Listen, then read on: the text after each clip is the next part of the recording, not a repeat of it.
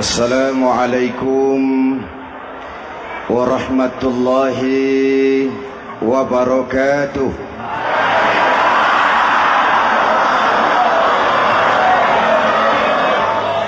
Alhamdulillahi rabbil alamin.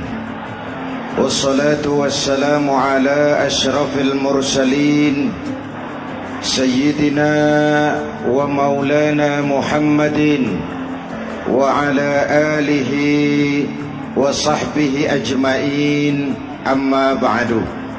Para ulama yang saya muliakan, hadirin hadirat ma'asyiral muslimin yang saya cintai, banyak kita alami perubahan-perubahan yang terjadi, baik perubahan yang menyangkut sosial budaya, lebih-lebih yang menyangkut sosial politik. Yang tidak banyak mengalami perubahan adalah sosial ekonomi. Bahkan angka kemiskinan kita naik menjadi 3/5 dari total penduduk kita hidup di bawah garis kemiskinan, dan 20% diantaranya miskin mutlak. Perubahan-perubahan yang terjadi menyadarkan kita kepada kebenaran Al-Quran ketika Allah menyatakan wa tilkal ayyamu nudawiluha bainan nas. Hari itu kami putar di antara manusia. Ada saat datang, ada waktu pergi. Ada hari lahir, ada saat kembali. Ada waktu dilantik, ada saat menyerahkan jabatan. Hari kami putar di antara manusia dan hidup cuma sekadar menunggu giliran. Soalnya kemudian di tengah perubahan-perubahan yang terjadi begitu cepat, what must we do now?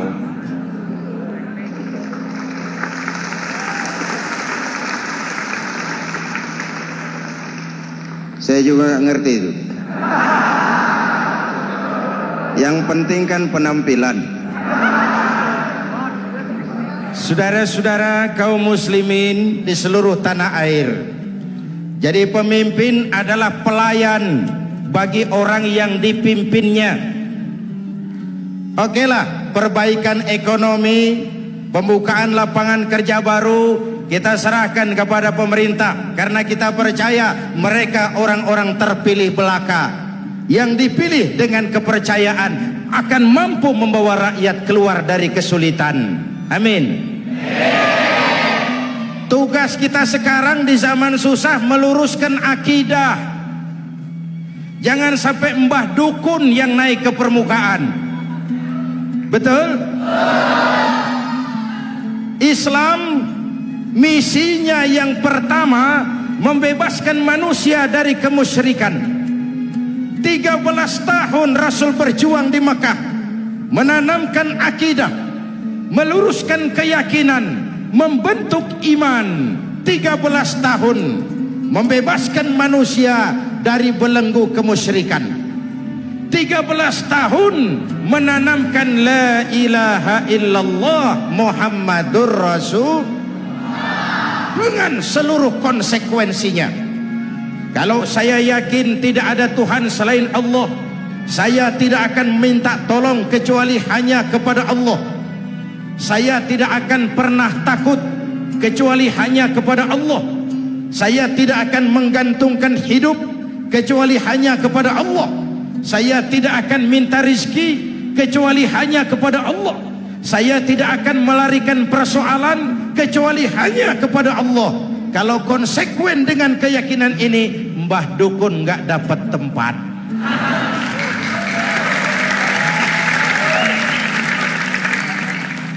Akur, ayo lihat secara sederhana. Saya sandaran di tiang, tiangnya ambruk, sayanya jatuh. Saya sandaran di tembok, temboknya runtuh, saya juga runtuh. Saya sandaran kepada orang kaya, dia jatuh miskin, saya bangkrut. Saya sandaran kepada jenderal, dia pensiun, saya selesai. Tapi kalau saya sandaran hanya kepada Allah, Allah tidak akan pernah miskin, Allah tidak akan pernah lumpuh, Allah tidak akan pernah terpuruk, dan Allah tidak akan pernah berkurang kekuasaannya.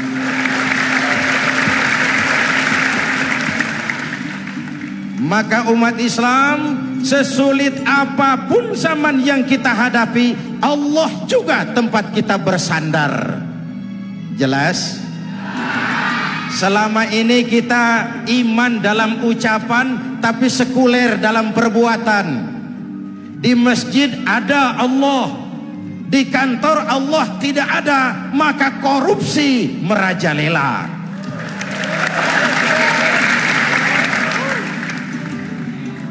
Di masjid ada Allah, di pasar Allah tidak ada, maka timbangan tetap curang. Kita iman dalam ucapan, tapi sekuler dalam perbuatan. Oleh karena itu, sesulit apapun zaman yang kita hadapi, iman jugalah pegangan kita. Allah juga tempat kita bersandar. Boleh zaman berubah, akidah jangan sampai goyah. Karena iman kita hidup, untuk iman kita berjuang, dan dalam iman kita ingin kembali menghadap Allah Subhanahu. Selama ini manusia Indonesia kita lebih banyak diisi otaknya, hati sering kosong, agama dangkal, akidah rapuh, moral rendah. Memang kemudian muncul banyak orang-orang pintar, cuma sayang tidak benar. Indonesia kita bangkrut, Indonesia kita terpuruk, Indonesia kita sakit parah kalau diurus orang yang cuma pintar tapi tidak benar. Kita perlu orang-orang pintar, tapi kita lebih perlu orang benar. Jelas? Kalau cuma pintar tapi tidak benar, itu yang sering saya sampaikan, nanti disuruh ngurus beras malah nimbun beras.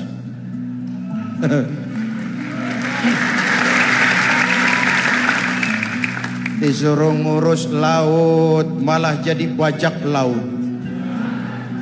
Disuruh ngurus hutan rame-rame jadi orang hutan.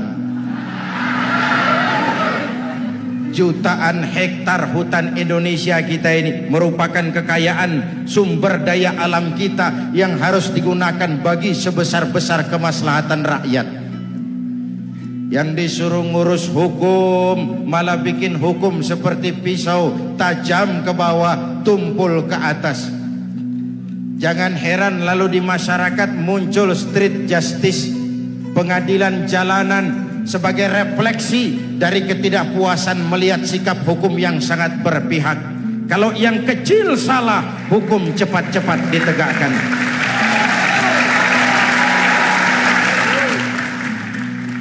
Lihat saja sekarang ini, kalau orang terkenal banyak uang punya masalah, antri yang bela. Betul?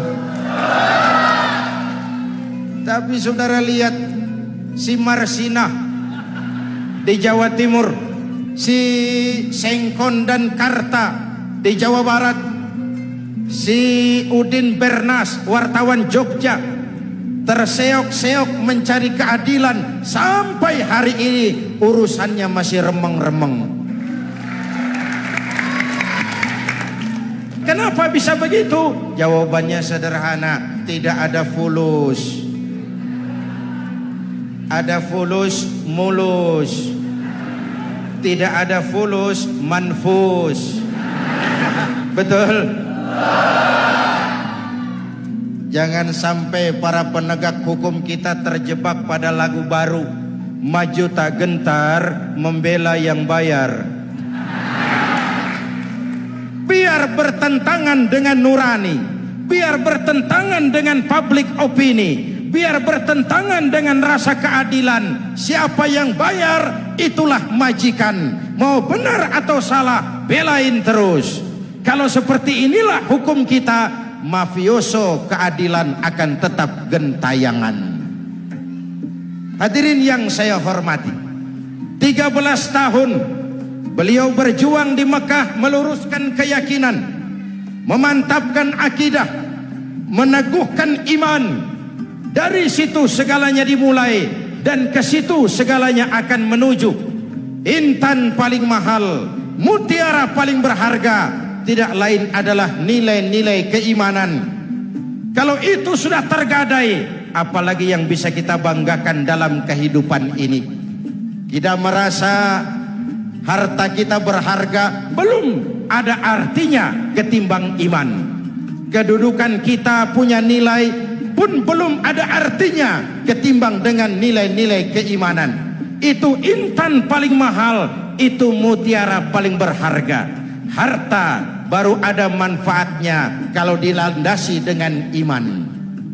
Jabatan dan kedudukan baru terasa gunanya kalau dilandasi dengan keimanan.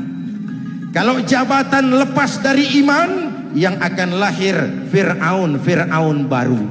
Jelas?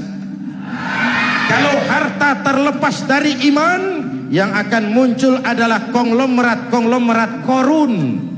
Kalau ilmu pengetahuan terlepas dari nilai dasar keimanan, maka yang akan muncul adalah ilmuwan pelacur yang menyalahkan yang benar, membenarkan yang salah untuk kepentingan pribadi.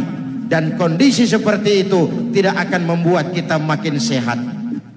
Oleh karena itu, pada kesempatan ini, pesan pertama saya, menghadapi zaman susah, tetap jaga akidah, tetap pelihara keyakinan.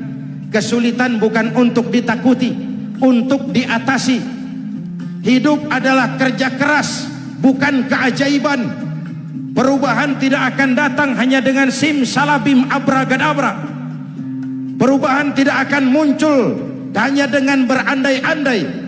Perubahan tidak akan turun dari langit seperti turunnya embun di waktu malam. Perubahan adalah kerja keras, sehingga Al-Quran membimbing kita, innallaha la yughayyiru ma biqaumin hatta yughayyiru ma bi anfusihim. Allah tidak akan mengubah keadaan suatu bangsa kalau mereka tidak mau mengubah apa yang ada di dalam diri mereka. Yang ada di dalam diri itu rule of thinking, state of mind, cara kita berpikir, cara kita memandang kehidupan, cara kita mengatasi persoalan. Hadirin yang saya hormati, inilah iman. Berangkat dari ini kita menyadari ini ujian buat kita rakyat. Dan kita rakyat Indonesia ini kalau sama susah sih sudah kenyang. Ya Pak? Ya Pak? Kita ini sebagai bangsa mengalami apa yang disebut oleh Bung Karno up and down, naik turun, timbul tenggelam, pasang surut. 350 tahun dijajah oleh Belanda, kita susah. Berangkat Belanda masuk Jepang, susah lagi. Pergi Jepang, datang nikah, susah lagi. Lalu kita merdeka, dirongrong oleh berbagai pemberontakan, susah lagi. Makan bulgur, antri minyak. Lalu PKI berontak, susah lagi. Muncul Orde Baru, lama-lama susah lagi. Orde Baru selesai, naik reformasi, mulai repot nasi, susah lagi.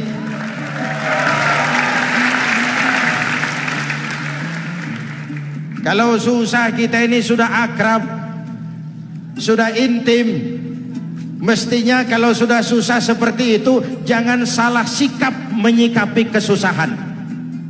Jangan sampai kita potong kompas, ambil jalan pintas, terjebak menghalalkan segala cara. Itu tidak akan menguntungkan, itu tidak akan menyelesaikan. Kalaupun selesai, nampaknya penyelesaian sesaat. Dan penyelesaian sesaat bukan penyelesaian yang sebenarnya. Karena itu tetaplah dalam koridor keimanan. Boleh zaman berubah, akidah jangan sampai goyah. Silahkan masa berganti, tapi keyakinan jangan mati. Sekali la ilaha illallah sampai tetes darah paling penghabisan, tetap la ilaha illallah. Sanggup? 3 orang. Sanggup? 21. Sanggup? Kalau sanggup kita harus konsekuen. Saudara-saudara di seluruh tanah air, misi yang kedua dari Islam setelah membebaskan manusia dari kemusyrikan, membebaskan manusia dari ras diskriminasi, mengikat manusia dengan tali akidah. Sebelum Islam datang, manusia dibedakan oleh warna kulit, manusia dibedakan oleh faktor keturunan, manusia dibedakan oleh faktor harta dan benda. Adalah Rasul yang mengajarkan, innallaha la yanzuru ila suwarikum wala ila amwalikum walakin yanzuru ila qulubikum wa a'malikum. Allah tidak melihat potonganmu, Allah tidak melihat hartamu. Yang Allah lihat itu adalah hatimu dan amal perbuatanmu. Jauh sebelum Amerika teriak-teriak membanggakan apa yang mereka sebut sebagai Declaration of Independence, Nabi sudah mengajarkan kepada kita semua, An-nas kulluhum li Adam wa Adam min turab la fadla li Arabiyyin ala ujamiyyin illa bittaqwa. Seluruh manusia berasal dari Adam. Adam diciptakan dari tanah. Tidak ada kelebihan Arab dengan yang bukan Arab kecuali takwanya. Jauh sebelum Amerika mencanangkan bahwa semua manusia dilahirkan sama, that all men are created equal. Jauh sebelum itu Islam sudah membebaskan manusia dari ras diskriminasi. Apa dalam konteks kekinian menghadapi zaman susah tetap jaga kerukunan? Ya Pak, ya Bu, oi Bu. Menghadapi zaman susah tetap jaga kerukunan, baik antar umat seagama, antar umat beragama, maupun antar umat beragama dengan pemerintah. Menjaga kerukunan, jangan saling sikat sikut di antara kita. Sebab kalau sudah rukun, saya ajak berhitung, 1 ditambah 1 sama dengan, itu matematika namanya, hasilnya pasti. Tapi angka sosial hasilnya aneh. Saya ubah jadi angka sosial. Ayo kita berhitung lagi. 1 orang takut ditambah 1 orang takut sama dengan 2 orang setengah berani. Kenapa setengah berani? Karena sudah berdua. Tadi kan takut sendiri. Kalau sama-sama takut berkumpul jadi setengah berani. Kalau ditambah 1 orang takut lagi, 1 orang takut ditambah 1 orang takut ditambah 1 orang takut sama dengan 3 orang berani. Kenapa jadi berani? Karena sudah bertiga. Kita yang lemah, kita yang marginal, kita yang dikucilkan, bahkan kita yang dilecehkan, kalau mau rukun kita akan kuat dan tidak bakal dipermainkan orang.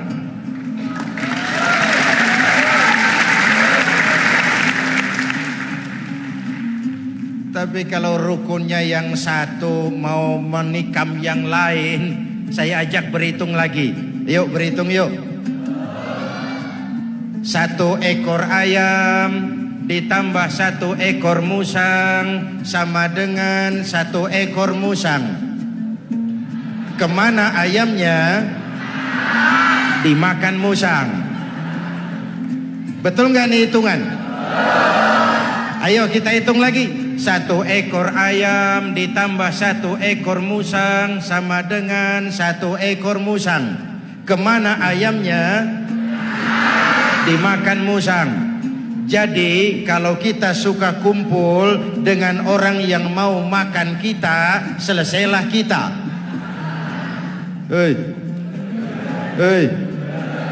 Maka kalau merasa kita ini ayam, yuk kumpul sama-sama ayam, pulang ke kandang ayam. Kalau ada ayam kumpul ke kandang musang, itu namanya ayam minum baygon. Jelas? Menjaga kerukunan. Pertama, antar umat seagama, sesama muslim harus saling menjaga, harus saling memelihara. Baik dia muslim yang jadi kapolri, baik dia muslim yang jadi kasat, baik dia muslim yang jadi pengusaha, baik dia muslim yang jadi petani, nelayan, guru, semua komit menjaga semangat kebersamaan, rukun antar umat seagama. Jelas? Jelas? Hadirin yang saya hormati, atas dasar itu saya ingatkan kembali, kita semua ingin persoalan terorisme dilepaskan kaitannya dari agama manapun. Tidak ada kaitannya terorisme dengan Islam, dengan Kristen, dengan Hindu, dengan Buddha. Tidak ada kaitannya terorisme dengan pondok pesantren.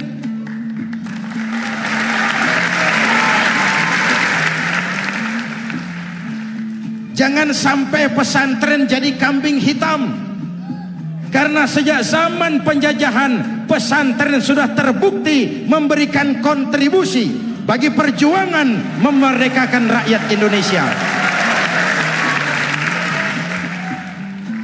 Rukun antar umat seagama. Yang kedua, rukun antar umat beragama. Islam ini rahmatan lil, jangankan manusia walaupun berbeda agama, binatang saja dihormati.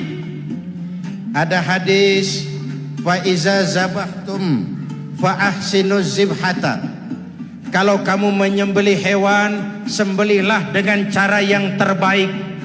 Jangan menyembelih ayam dengan pisau tumpul. Itu namanya tidak berperi kebinatangan. Yang kecil lagi, saudara buka babul istinja, makruh buang air kecil di tanah yang berlubang. Sebab apa? Pertama, menjaga kesehatan. Siapa tahu di lubang yang saudara buang air kecil itu ada gas beracun. Kalau tidak, melindungi binatang yang ada di dalam lubang. Siapa tahu di lubang yang saudara buang air kecil itu ada semut sedang rapat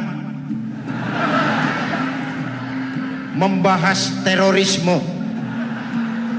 Apa dosanya lalu mati dikencingi? Ini namanya rahmatan lis semut.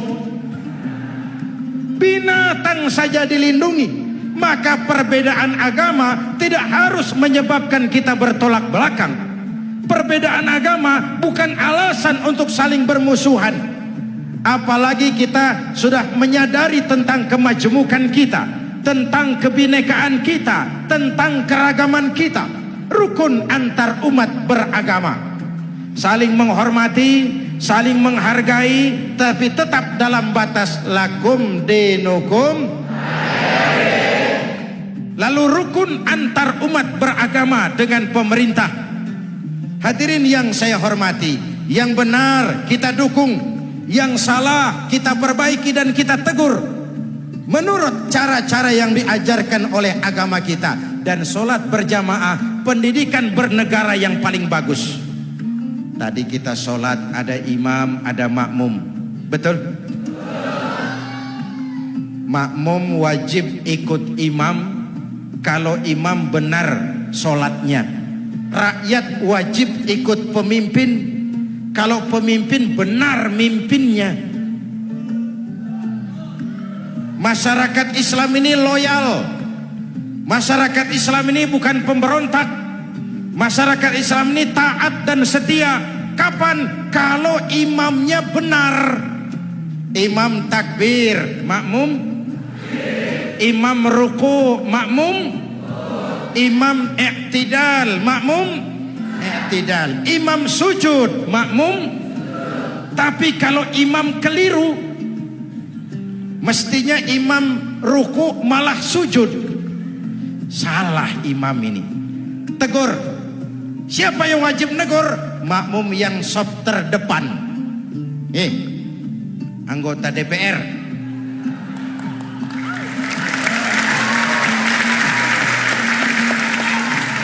Ini wakil-wakil makmum ini, sop di depan ini. Kalau imam keliru, mereka paling tahu.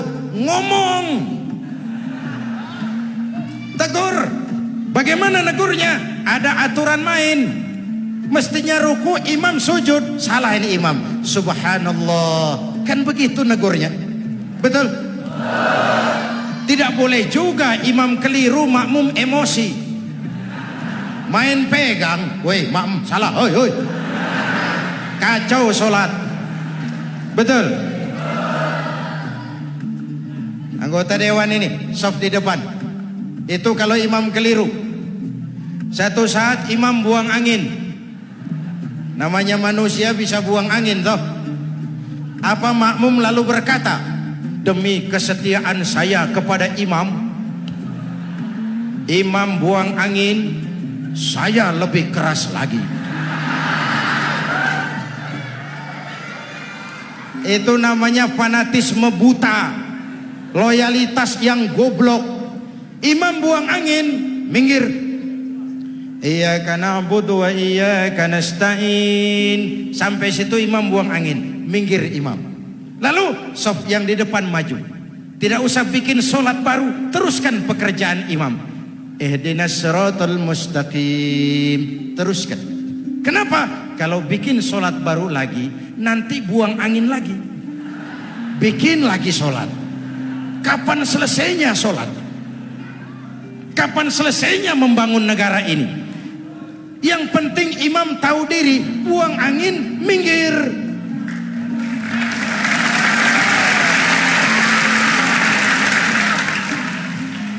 Ini kacaunya solat berjamaah kita sekarang.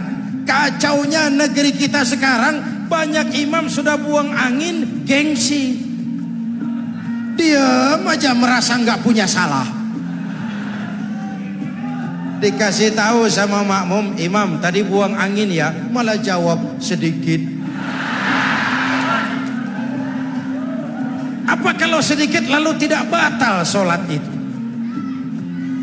Mekanisme kehidupan sosial yang diatur lewat tuntunan sholat berjamaah. Sehingga Nabi berpesan, kun imaman muta'an au ma'muman muti'an fala takun thalisan jazu'a. Kalau jadi pemimpin, jadilah pemimpin yang ditaati. Kalau jadi makmum, jadilah makmum yang mentaati. Jangan jadi golongan ketiga pemecah belah. Di depan tidak jalan, di belakang takut, ditaruh yang di tengah, di depan didorong, yang belakang ditendang. Ini namanya biang kerok. Saudara-saudara, dari uraian singkat ini saya ambil beberapa catatan pokok. Pertama, kalau ada intan paling mahal, kalau ada mutiara paling berharga dalam hidup kita, itu tidak lain adalah karena keyakinan. Hidup jadi indah, hidup jadi berharga, hidup jadi berarti kalau didasari atas sebuah keyakinan. Dan keyakinan itu tidak lain adalah nilai iman kita, akidah kita kepada Allah Subhanahu wa taala. Yang kedua, tetap menjaga kerukunan. Sesulit apapun zaman yang kita hadapi, kita tetap harus menjaga semangat kebersamaan. Kita harus tetap menjadi lem perekat yang menjaga keutuhan, baik sebagai bangsa maupun sebagai umat. Perbedaan adalah wajar, harus dihormati, sebagai ciri kehidupan berdemokrasi. Tapi jangan perbedaan menjadi sebab kita bermusuhan, dan jangan perbedaan menyebabkan kita saling berpecah belah. Hormati perbedaan, jangan perbedaan dipandang sebagai permusuhan. Dengan akidah yang kuat dan kebersamaan yang kokoh, ayo kita hadapi kesulitan, kita atasi kesulitan, dan dengan kerja keras untuk menyongsong hari esok yang lebih pasti. Mari kita Fatihah. Semoga Allah memelihara kita bangsa Indonesia. Ala hadhihi niyyah wa ila hadratin Nabi. Al-Fatihah.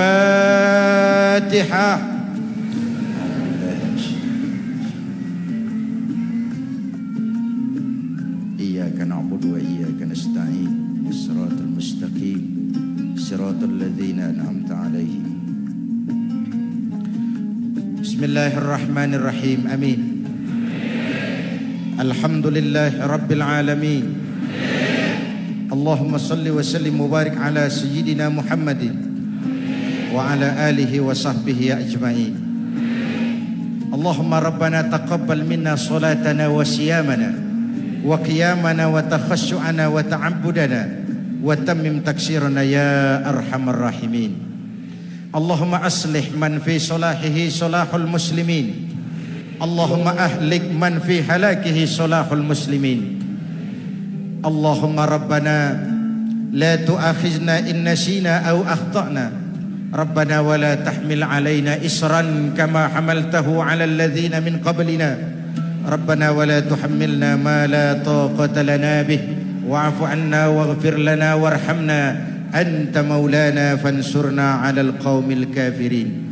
Allahumma ij'alna minas su'ada'il maqbulin wa la taj'alna minal ashqiya'il mardudin. Afdalu ma qultuhu ana wan nabiyyuna min qabli. La ilaha illallah.